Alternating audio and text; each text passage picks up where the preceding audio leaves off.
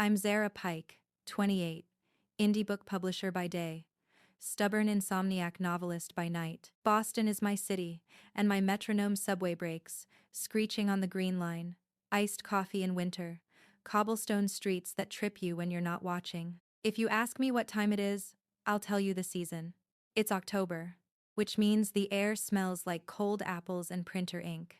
I run Pike Street Press out of a skinny office over a ramen shop in Allston. The sign on our door is hand-painted and a little crooked. My assistant Ben swears it's quirky branding. I say it's a ladder problem. At 6 a.m., the first thing I do is check Submittable, the inbox where dreams arrive formatted in Times New Roman. At 6:05, I open a folder on my laptop called Gulls. That's my novel. A literary thriller about a seaside cult that recruits through grief counseling groups. It's sharp and salty and mine. I've been living in it for 3 years. I tell myself that every morning, like a mantra. Mine. On Tuesday, the betrayal starts like a paper cut. A notification pings. Sloan, can we do coffee? Sloan Hart and I met in our neighborhood book club. She was the witty one, who always chose the messy, brilliant novels, and ate the pimento cheese without shame. We became friends the way people do when they're both chasing something slippery. She's been working on something big, she'd say, tapping the spine of whatever book we were tearing apart. Me too, I'd say, and we'd grin like conspirators. That afternoon, we meet at Render, a cafe that tastes like cardamom and is always 10 degrees too warm. Sloane slides into the booth wearing a camel coat and lipstick that has a name like Damson. She hugs me like a cousin at a funeral. You look tired, she says. I'm writing, I say. Same, she says, and her eyes go bright. Then she drops it like a ring in a champagne glass. I sold my novel. I clap, because that's what you do. She flashes her phone, an email from a senior editor at Harbor and Howe, one of those glossy houses that still sends Christmas cards. Congrats, I say, and mean it, because this city is full of people who almost did the thing. Sloane did the thing. What's it about? I ask, that polite, supportive question writers hate answering. She smiles, teeth perfect, like something humming behind them. A grief group, she says, on the North Shore, but it's not what it seems. They're recruiting. My mouth keeps smiling while my brain seizes. The cafe noise tilts. I search for something that makes it not what it is. Maybe grief is trendy now. Maybe seaside is common. Maybe I told her too much. She takes a breath, excited. It's called The Murmur, she says. They lure people in with this outreach network that helps bereaved families. I finish, before I can stop myself. She pauses, then laughs. Yeah, she says. Creepy, right? I hear my own words in her mouth. The title is different, but the bones are mine. Salt air and long shadows, and the sound of gulls that become a chorus when you're alone on the pier. I nod, like I'm not falling. How long have you been working on it? I ask. A while, she says, vague as a weather forecast. It just clicked in June.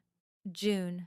In June, I read a chapter out loud at book club, and Sloane stayed after everyone left. We stood in the doorway picking strands of other people's hair off the couch. She said, "The way you built the grief group? Like a stage set." I felt the smell of lemon cleaner. I'd glowed like a stupid lantern. Now her smile flickers, protective. You okay? She asks. Yeah, I lie. We split a scone we both don't want. On the street, Boston wind cuts through our coats. She squeezes my arm. You'll get there, she says. Thanks, I say, and for a second I'm the understudy clapping for the lead. At home, my apartment smells like basil and stress. I sit on the floor with my laptop and open the goals folder. Inside are drafts, screenshots, audio notes, messy dated PDFs. I've been a maniac about backups since my freshman poetry notebook got left on a bus. Every chapter saved with timestamps. June 4th, June 10th, June 21st, the day Sloane texted. Loved tonight's chapter. I open my diary app. June 21st. Sloane cried at the pier scene, said she could smell the brine. I shut the laptop and lie on the floor watching the ceiling crack like a paper map. Do I own grief? No. Do I own cults? No. Do I own a very specific setup, structure, tone, and central mechanism I built like a ship in a bottle over 3 years? Yes. Yes, I do. The next day, Instagram does what Instagram does. I'm eating a bowl of lukewarm noodles at my desk when Sloane's face pops into my feed, hair caught in a wind that probably had a stylist. Caption: thrilled to share. The Murmur is coming April 12 with Harbor and Howe. Early copies soon. Can't wait for you to meet the group. Hashtags like number grief fiction and number coastal thriller and number new voices. My stomach burns. Ben knocks on my door, sees my face, and slides me a ginger ale like I'm hungover. You look like you saw a ghost, he says. Worse, I say. I show him the post. He reads it twice, then sits down slowly, like he's about to deliver bad news on a soap opera. Z, he says, this is you. I know, I say, and my voice is both hoarse and flat. He looks at me.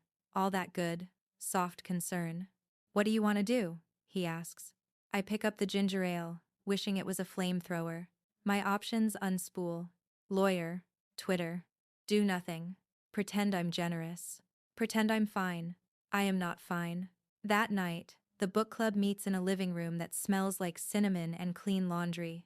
Sloane brings champagne and a tray of tiny cupcakes. She's glowing. Our girl, someone says, and the group hums with pride. Little bees around a peony. We're discussing a memoir when someone asks Sloane about her book. She demurs. Fake modest. It's early, she says, which is hysterical, considering the press release that went out at 9 a.m. Read us something, I hear myself say. She's ready. She pulls out a sleek printout, a single chapter that begins with a man standing on a pier listening to gulls that sound like women singing. The room loves it. They ooh and ah, and there's a sound like 100 pages turning in my ears. I listen as if I'm underwater, this dull rush in my skull. When she reads a sentence that could be my sentence wearing better shoes, I have to grip my knees. After, in the kitchen, she is cornered by congratulations. When the circle loosens, she touches my forearm. Honest, she says. What did you think? I look at her and think of all the nights I turned down drinks and dates and gigs to chase the right line, the right scene. I think of the notebooks in the cardboard box under my bed. I think of the pier. It was good, I say, and my mouth tastes like tin. Her relief unfurls, and she hugs me again. At home, I open my laptop like it's a weapon. I pull up the Gulls drafts. I pull up my screen recordings. Every time I finish a chapter, I record a scroll through with the date visible because I'm paranoid and a little dramatic. I upload them to a private Vimeo with passwords named after spices: cumin, paprika, saffron. Tonight, I watch June 4th, The Grief Group. June 21st, The Pier. July 8th, The Lemon Cleaner Line. All of it, time-stamped. My name in the top right corner like a watermark. I take a breath I've been holding for a month. I start writing. Not fiction. A letter. Dear Sloane, it begins. And then, no, not dear. Not tonight. I delete. New doc.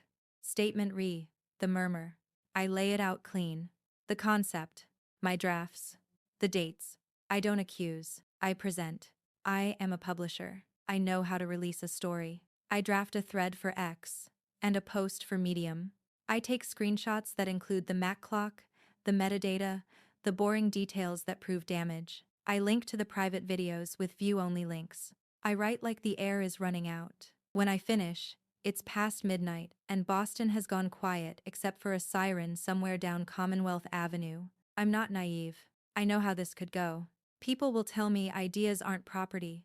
People will say, jealousy looks bad on me. People will think I'm trying to ride her wave. Maybe I am. But I am also telling the truth. My truth. I schedule the Medium post for 9 a.m. with the thread to follow. I sit on the edge of my bed, phone face down, heart doing drums on a table.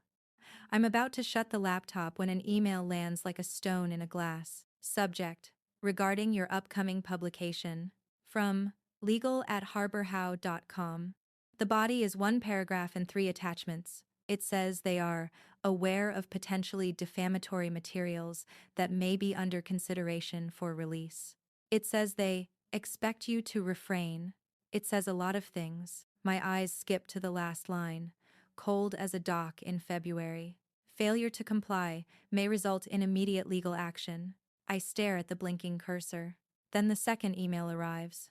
From Sloan. No subject. 4 words. Can we talk? Tonight. I look at the scheduled post, the threat, the message from the friend who might not be a friend. My finger hovers over publish. I don't sleep. I sit on the floor with my back against the bed, the laptop's glow a tide pulling at my eyes. 9 a.m. sits on the schedule like a detonator. Sloane's text blinks at the top of my screen. Can we talk? Tonight. I type, render, 20 minutes, and hit send before I can pity myself. The ramen shop downstairs is closed. The alley smells like brine and hot oil. Boston's midnight hum is low and electric. Inside render, the barista is sweeping and looks at us like we're ghosts. We take the corner booth. No lipstick tonight. No camel coat. Sloane looks human. She wraps her fingers around a paper cup she's not drinking. Thank you for meeting me, she says. I nod once. I'm all angles. She tries a smile. I saw your face at book club, she says softly. I get it. The concepts can look similar from far away. From far away, I say. She licks her lips. I didn't steal your book, she says. Convergent evolution happens all the time. We've both been marinating in the same ocean. Grief group on the North Shore, I say, counting on my fingers. Outreach network that recruits. Pier scene with the gulls, lemon cleaner on the floor. She flinches, then covers it with indignation. Those aren't proprietary, she says. I want to laugh, but my throat is sand. What do you want, Sloane? I ask. She slides an envelope across the table. My stomach drops. It's heavier than paper should be. I wait. She waits. I open it. NDA, printed in glossy black. A check, paper-clipped, with a number that could fix my radiator and my bank account and the weird spot in my ceiling. $25,000. Consulting fee, she says quickly. Retroactive. You gave me feedback that shaped a scene. I want to acknowledge that. My eyes sting. So I'm not a thief, she says. I'm a collaborator. I let the words sit between us like a dying moth. Why didn't you say any of this last month? I ask. She looks away. My agent said to keep the circle tight, she says, and look, Harbor and Howe will back me. If you post, they'll make you look unhinged. I'm trying to keep you safe. I watch her. The gentleness in her voice is the softest edge of the sharpest thing. Ben's voice flickers in my head. What do you want to do? I tap the check on the table. Do you believe you wrote a different book? I ask. Her eyes flash, like I asked if she breathes. Yes, she says. It's darker. It's smarter. It's mine. I fold the NDA. I slide the envelope back. What if I tell the story anyway? I say. She leans in, whisper low. They will sue you, she says. They'll say you're jealous.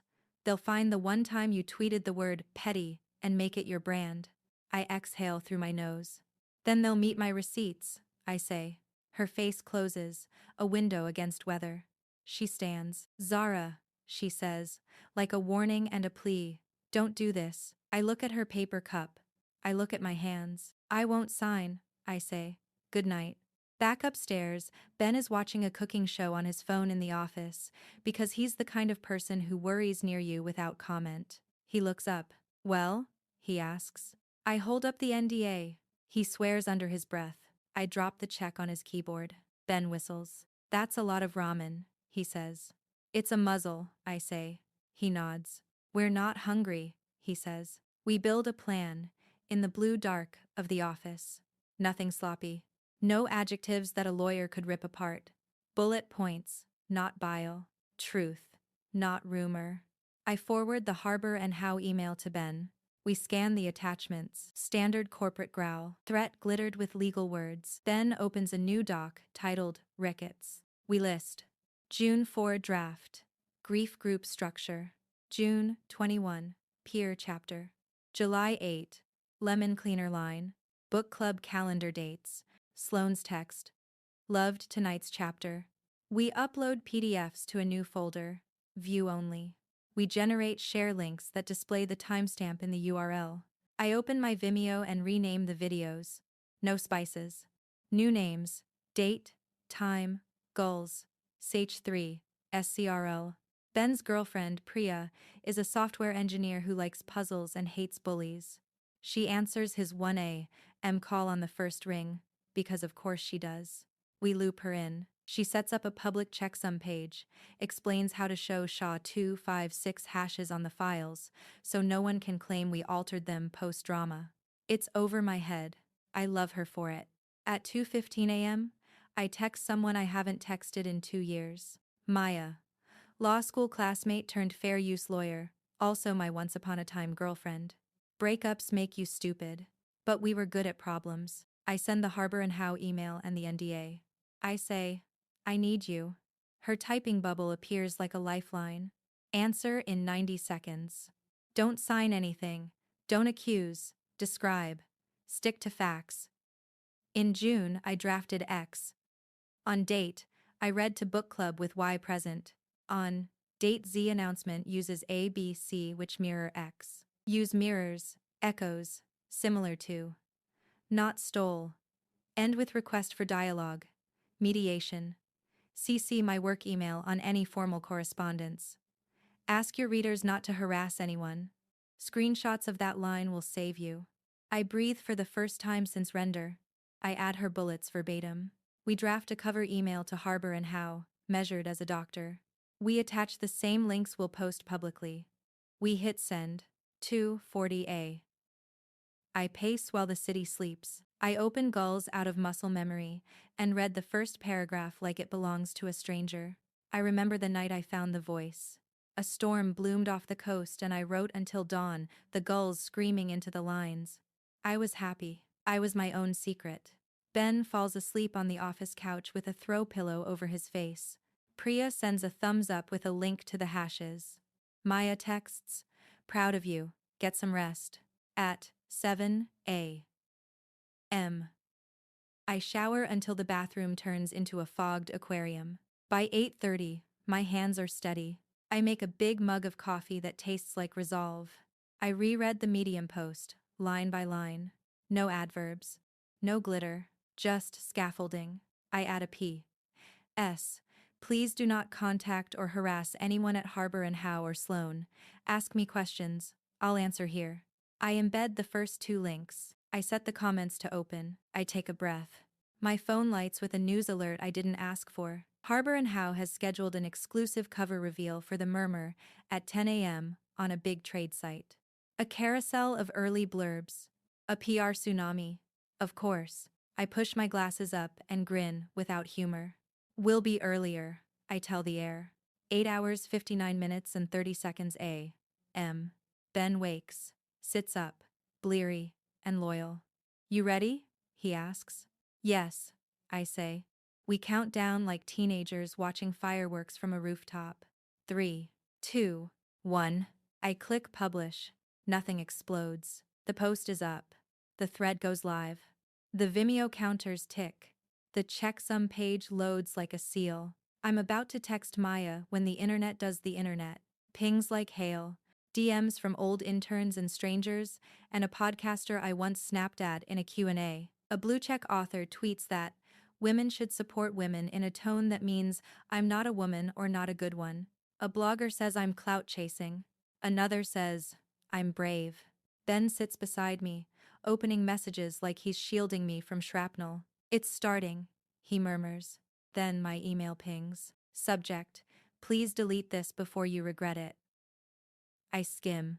Zara, you're hurting me. You're hurting yourself. Call me. I close it. My phone buzzes in my palm, an unknown number. I let it go to voicemail. I keep refreshing. Then, a DM slides into my Instagram from a name that makes my heart trip: Lila Grange, the Lila, the thriller queen, who endorsed my first anthology and taught me how to end chapters with a knife twist. Message: call me in 5. Also, you should see this. There's a PDF attachment. Ben and I glance at each other. I tap. The PDF opens to a cover page. The Murmur proposal. Harbor and Howe's logo in the header. And below, a paragraph. The second sentence is mine. Not similar to mine. Not twins from the same ocean. My sentence, pace and breath and all, with one noun swapped like a fake mustache. I can feel my pulse in my teeth. A sticky note icon hovers in the margin. I click. A comment box pops up. Let's tweak this too close to Zara's Red XOS. I blink. S. Sloan. For a second, everything is quiet. The cafe, the book club, the gulls, the NDA, the line about lemon cleaner, it all stops humming. There is only the glow of the screen and the word, close. Then, the silence breaks. Ben whispers, "Holy." I don't let him finish. I check the header. Internal doc. Track changes on. Forwarded to Lila by a junior publicist at Harbor and Howe. I scroll, hands shaking. More comments. Ask legal to scrub. We need distance from Z's thing. I hear my own breath. Lila's typing bubble appears under her DM. Got more, she writes. Their house is a sieve, don't move. Phone in two. I stare at the sentence with Sloane's initials like a fingerprint. The internet is roaring in the other window. Harbor and Howe's cover reveal goes live in 20 minutes. My phone starts to ring with Lila's name on the screen. I don't know if I'm about to win or burn. I swipe to answer. Cliffhanger. Lila's voice slices through the static like a lighthouse beam. Zara. You're live right now, right? Don't say a word publicly until you hear me out. I grip the phone tighter. My pulse hasn't slowed since that PDF hit my inbox. Okay, I say. I got the file from an assistant at Harbor and Howe, she says quickly. The kid didn't mean to blow a hole in the hull. They sent it to me for a blurb, and it still had track changes on. My stomach lurches. So this is real. Not some deep fake or prank. Oh, it's real, Lila says. I saw the metadata. It's Sloane's. And the comments, someone in their editorial team even mentioned your name. Twice. I close my eyes, pressing my fingers to my temples. What do I do? You keep calm, she says. You do nothing rash. I'm calling my contact at the Atlantic Wire. You'll want someone objective when this blows up. Lila, if this goes public, I'm not sure I'll ever get work again. She pauses. Zara, you're already not getting work if you let them walk over you. This isn't a tantrum, it's documentation. The call ends with a click. I sit there, staring at my phone until the edges blur. Ben's pacing, like a caged cat. What did she say? He asks. That the ship's sinking, I whisper. And we're standing on deck. He runs a hand through his hair.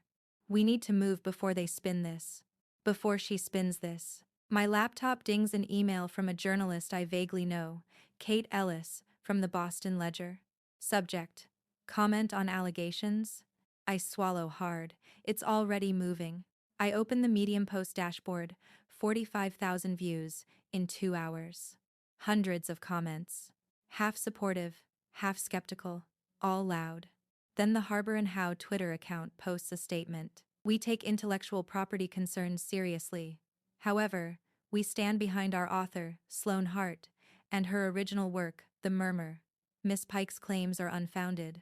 I stare at the screen. Unfounded, I repeat, like tasting metal. Ben slaps his laptop shut. Okay, nope, they're going to gaslight the internet. We need to show the document, the PDF, right now. Maya said not to post anything she hasn't seen first, I remind him. Then send it to her now, he says, like, yesterday. I forward the PDF to Maya with the subject line, "Tell me this is what I think it is." 3 minutes later, her reply pings, "Holy hell. This changes everything. Do not post it yet. Forward it to the Ledger. Kate's legit. She'll verify before publishing." So I do. Within 10 minutes, Kate replies, "Confirmed.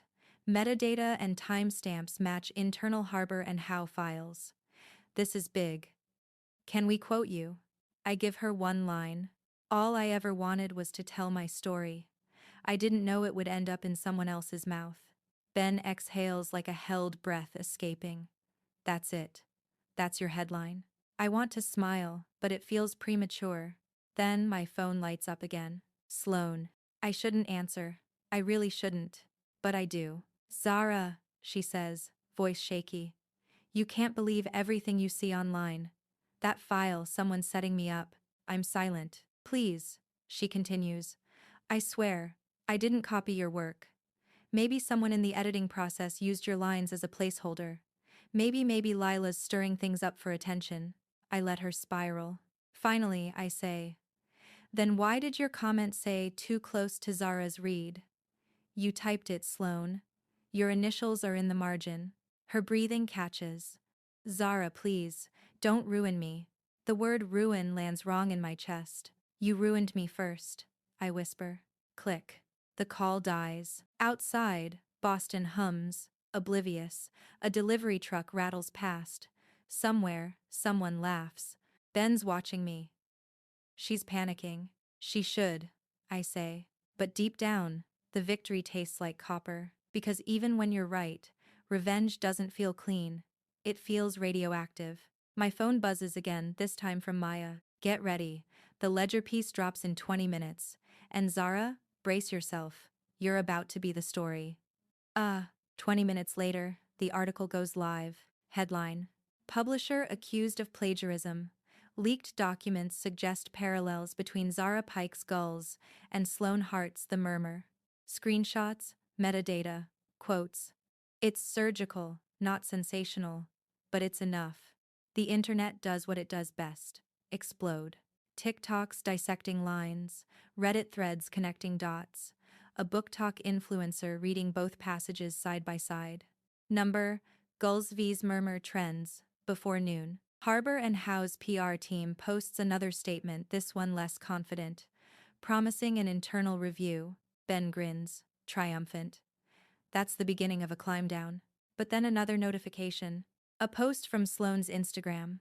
It's a selfie, eyes red, mascara smudged, and a caption that reads, I made a mistake trusting someone who never wanted me to succeed. Please stop sending threats. I never meant for any of this. I'm terrified. The comments flood with hearts, sympathy, and venom directed at me. Ben groans. She's playing the victim. My notifications turn toxic within minutes. DMs calling me a bully, a career killer, a jealous small press nobody. I slam my laptop shut. I can't read this, I whisper. Ben puts a hand on my shoulder. Hey, you're winning. Don't let them convince you otherwise. But the word winning feels warped. That night, I can't sleep again. I scroll through old texts from Sloane. Memes, wine nights. You're so talented, Z. She wasn't lying then, was she? Or was it all research? At 2:30 a.m., a new email appears. From Anonymous at harborhow-internal.com. Subject: You're not the only one she borrowed from. I sit up. The message body reads, if you want the full story, check the Dropbox link below. Password: Gull song. Ben's asleep on the couch. I hover over the link, every red flag in my brain waving, but curiosity outweighs caution. I click. Inside the Dropbox folder, drafts, dozens, each labeled by title and author, different authors. And inside, paragraphs that don't belong to Sloane, sentences that belong to others. A pattern. She didn't just steal my story. She'd been doing it for years. The air leaves my lungs. At the bottom of the folder, one last file blinks. Confession, MP3. I click play. The recording starts with her voice, shaky and close to the mic. If anyone finds this, I'm sorry. I didn't mean for it to go this far. They said they'd bury me if I talked. The rest is drowned by static. I freeze. They? I whisper. Ben stirs awake. What's going on? I turn the laptop toward him. He stares at the folder, then at me. She's not working alone, he says quietly. I nod. Because suddenly, it's not just a stolen story anymore. It's something deeper. Something organized. And I'm standing right in the middle of it. The audio ends in static, like waves swallowing a secret. Ben rubs his eyes. They said they'd bury her? Who's they? I replay the first 10 seconds, over and over. Each time, I catch a new sound, a clock ticking, a muffled door slam, maybe even sobs. But one word cuts through everything: Barry. It's the kind of word that doesn't just mean silence, it means erase. We sit in the glow of the laptop for what feels like hours, but the clock says 3:12 a.m. Ben finally whispers, "We have to tell someone." I nod. Maya first. I forward her the anonymous email and the Dropbox link. Within 5 minutes, she's calling. "Jesus, Zara, you opened it?" she says, voice sharp with disbelief. "I had to know," I say. "And you need to hear this." I hold the phone close to the speakers and replay the confession. When it ends, there's silence on the line. Then, if that recording's real, Sloane isn't the only bad actor here. She's a pawn. "Pawn of who?" Ben asks, leaning close. Maya sighs. "You won't like the answer." She explains that big publishers sometimes use development partners, freelance ghostwriters, idea scouts, and even content miners who trawl online communities and workshops for material. They refine ideas into marketable novels, then attach an author name that fits the marketing. Sloane might have just been their face.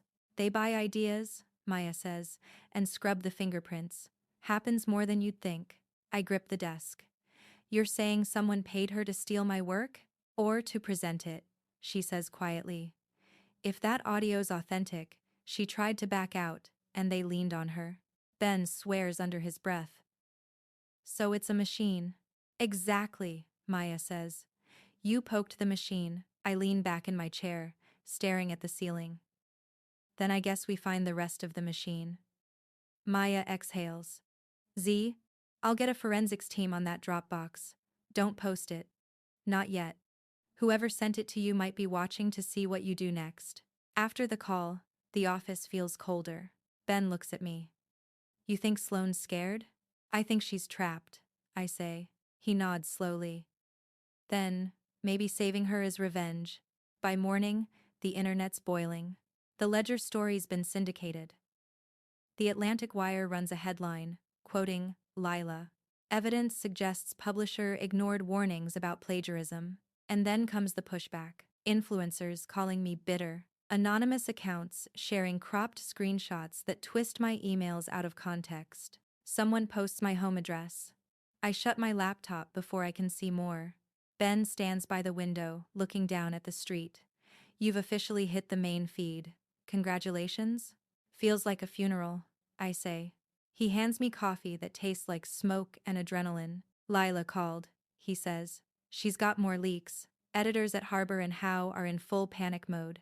Someone's leaking internal chats and Sloane hasn't posted since last night. I pull up my phone. Her profile's still up, but the last story is a black screen with a single line. "Sometimes you wake up and realize it's already over." My heart lurches. "Ben, what if she hurts herself?" He shakes his head. Then we move fast. At noon, a new email arrives, this time from a burner, Gmail with no signature.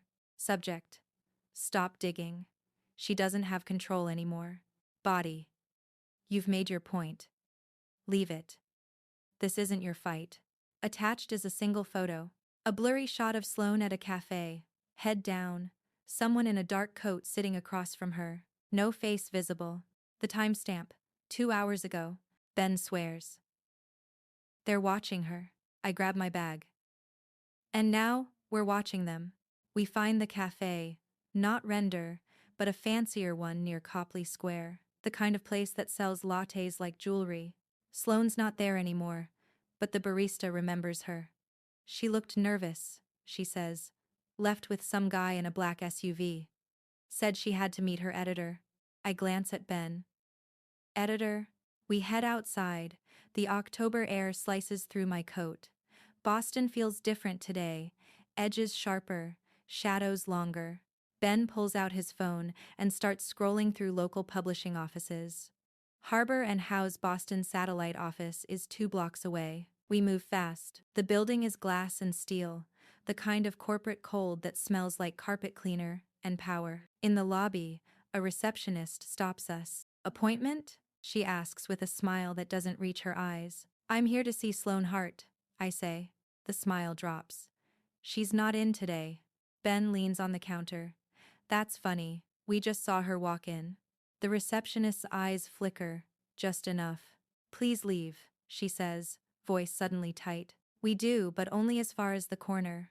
From there, we can see the side entrance. 5 minutes later, a security guard opens the door, and there she is. Sloane, wearing sunglasses, led by a man in a charcoal suit. Ben snaps a photo. I feel a cold fury rise in me. They're moving her, I whisper. She's not here by choice. He glances at me. Then what do we do? Expose them, I say. That night, back in the office, we pull everything together. Emails, screenshots, voice files, timestamps. Ben organizes them into a single folder labeled Project Gulls, Full Story. I record a new video, my first public one. The camera shakes slightly as I start. My name is Zara Pike. I never wanted this story to become a headline, but now, it's bigger than me. I lay it out not as an accusation, but as a narrative. How ideas can be stolen, twisted, and packaged. How creators get used. How systems bury the truth with PR statements. And then I play a snippet of the confession. Just enough to prove it's real. When I finish, I upload it to YouTube. Title: The Truth About the Murmur and What Comes Next. Ben watches it go live, silent. The first comment appears within seconds. This feels like a Netflix doc waiting to happen. Then another. They can't silence everyone. Then, where's Sloane? I look at the screen, uneasy, because that's the one question I can't answer. The video hits 100,000 views in 2 hours. Maya texts. You just detonated a PR war. Ben scrolls the comments. They're turning on Harbor and how. This might actually work. But I can't focus on the numbers. Because a new email just landed. From sloanehart@gmail.com. Subject: Help me. Attached: a single image. It's a hotel room. Curtains drawn. A hand holding a piece of paper up to the camera. Written on it, in Sloane's handwriting. They found out I talked. Don't come here. I stare at the photo until my coffee goes cold. Ben reads over my shoulder. Oh God, he says. What did she get herself into? I whisper. No. What did we just walk into? The timestamp on the photo says 20 minutes ago. And at the bottom corner, barely visible, is a hotel logo. The Harbor View, 2 blocks from the publisher's office. I grab my keys. Zara, Ben says, please don't. But I'm already at the door. Because sometimes, revenge stops being about justice and starts being about saving the one person who destroyed you. And I'm not ready to let her vanish. Boston's night air hits me like cold steel as I push through the glass doors of Pike Street Press. Ben's still calling after me, but his voice fades into the hum of traffic. I've spent weeks tearing Sloane apart in my head. Now all I can think is, she's scared enough to ask me for help. The Harborview Hotel sits by the water, all mirrored windows and corporate gloss. Its lights shimmer against the dark harbor like a guilty conscience. When I step inside, the air smells like lemon polish and quiet money. A receptionist looks up from behind a marble counter. Good evening, checking in? I try to sound casual. Meeting a friend, Sloane Hart. She should be expecting me. Her polite smile flickers. I'm sorry, I don't see that name in our system. Of course not. I lean in slightly.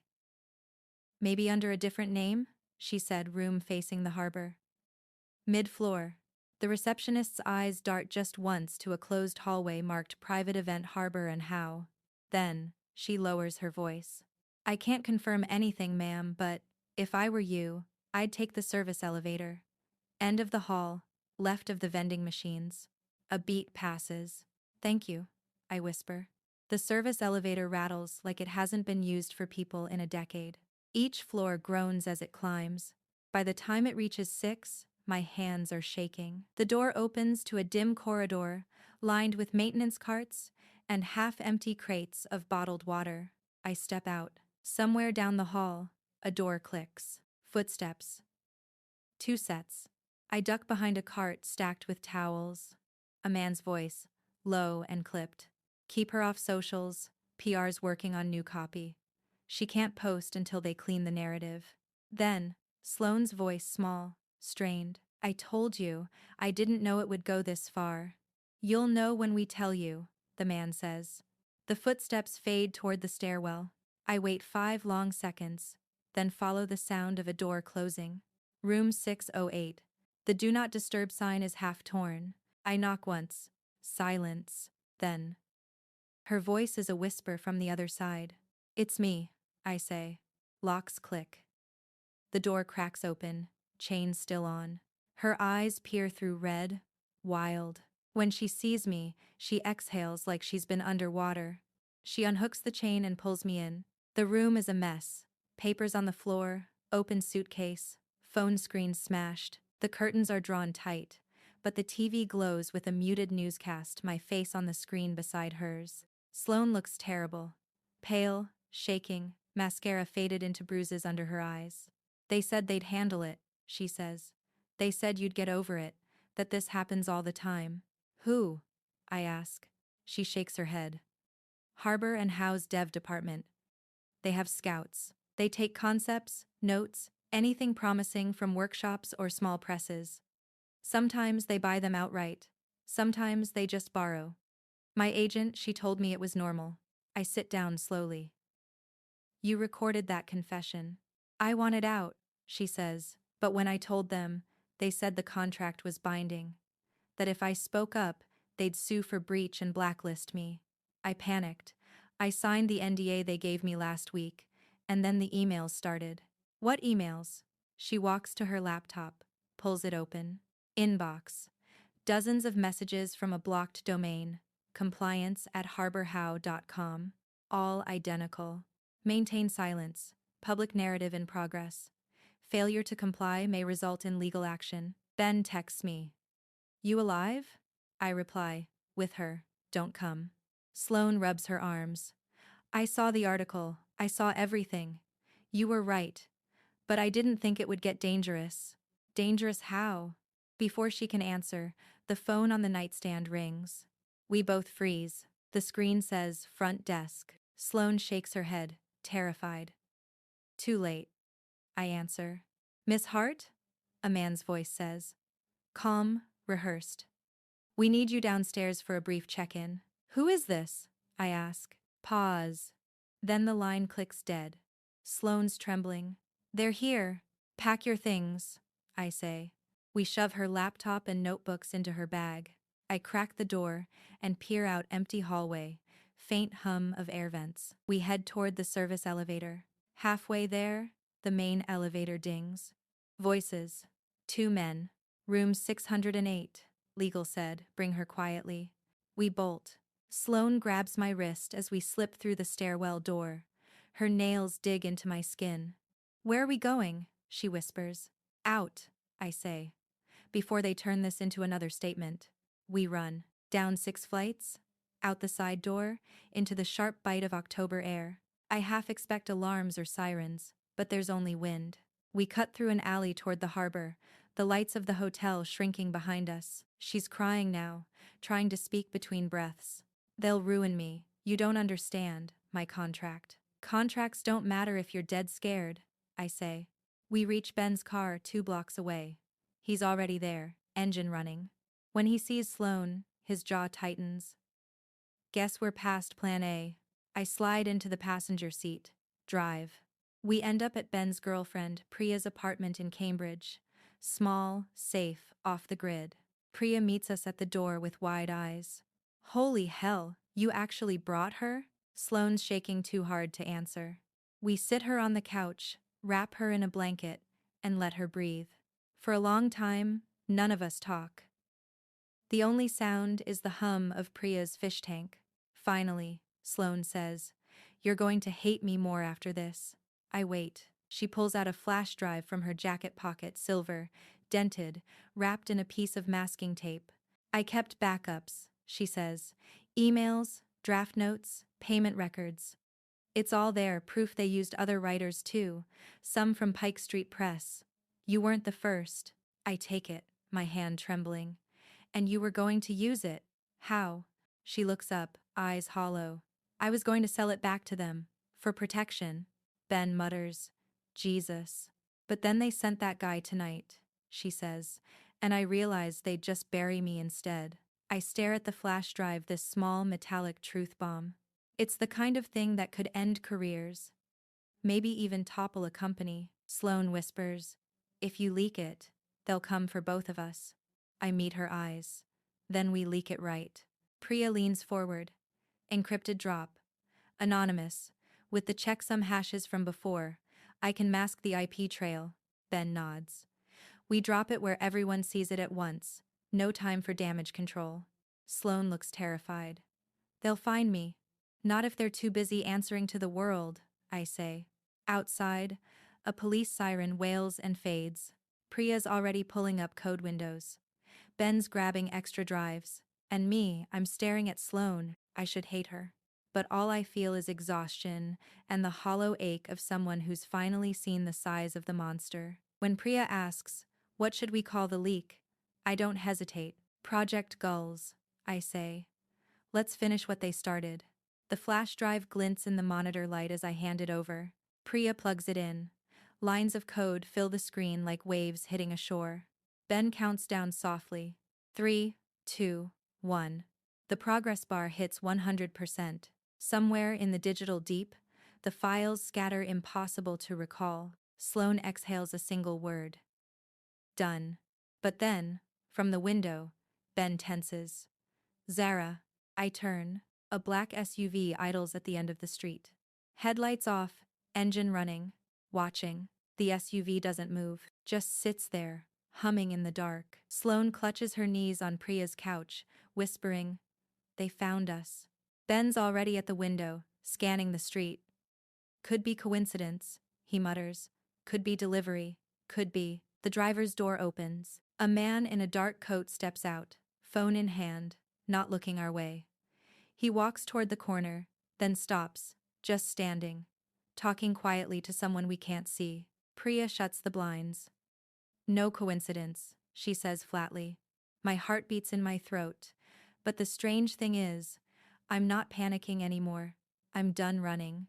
They want fear, I say. We give them something else. Ben frowns. Like what? Visibility. By dawn, Number Project Gulls is everywhere. Priya's upload worked. Every journalist who'd ever covered a plagiarism or publishing scandal got the link at the same time. The files hit Reddit, TikTok, and literary Twitter like a tidal wave. Email chains, contract scans, editorial notes referencing source texts, lists of indie authors whose ideas had been adapted. Not just me, dozens of writers. The kind of proof no PR team can spin away. By 9 a.m., Harbor and Howe's site goes down.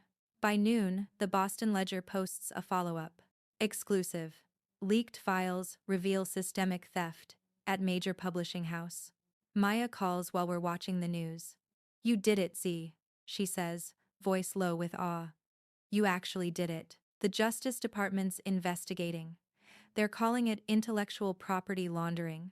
I laugh, but it sounds cracked. Is that even a thing? It is now. She pauses. You'll need protection. And probably a good therapist. But for what it's worth, you just changed how this industry handles stolen stories. When she hangs up, I finally let myself breathe. Across the room, Sloane's staring at the muted TV. Her photo flashes beside mine. Whistleblower. She shakes her head. I don't deserve that title. Maybe not, I say softly, but you earned your freedom. Tears slide down her cheeks, silent. 2 weeks later, Boston feels cleaner. The Harbor and Howe building is sealed off, its glossy logo covered by a banner. Federal investigation in progress. The press has a new name for it, the Gulls case. Writers who'd been ignored for years are finding their stories again. Indie presses are being courted for collaboration instead of poaching. And me, I'm back in the Pike Street press office, drinking 2 strong coffee while Ben updates our submissions portal. Sloane's in a rehab program out west, detoxing from panic and guilt. She sends 1 message a week, usually just, still breathing, thank you. Maya's helping her negotiate an immunity clause in exchange for testimony. The world loves a redemption arc. One quiet Friday morning, I open my laptop to a blank document. No lawsuits, no noise, no blood in the comments. Just the soft hum of the city through my window. The cursor blinks. For the first time in months, it doesn't feel like judgment, it feels like invitation. I start typing. The sea doesn't forgive, but it remembers. And sometimes, remembering is enough. It's not gulls. Not anymore. It's something new. Something earned. The bell on the office door jingles. Ben walks in, holding a stack of envelopes.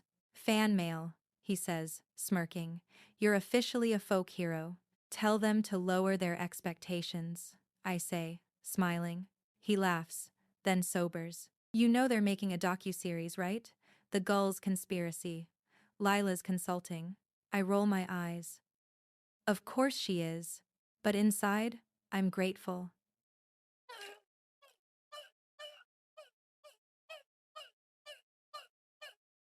Because for once, the truth didn't vanish. It echoed. Later that night, I take a walk along the harbor. The wind smells like salt and ink. The water reflects the city lights in broken patterns, beautiful because they're imperfect. I think about all the drafts I almost deleted, all the nights I thought I was shouting into a void. Turns out, the void listens, and sometimes, it shouts back. My phone buzzes a text from an unknown number. You don't know me, but your story made me keep writing. Thank you. I smile, pocket the phone, and keep walking. Somewhere out there, someone else is writing the next story. Maybe it'll be about revenge, maybe redemption, maybe both. But whatever it is, it'll be theirs. I stop at the end of the pier, where I wrote that first chapter years ago. The gulls circle overhead, crying into the wind. I whisper to the water, mine again. The tide answers in kind, quiet, steady, endless.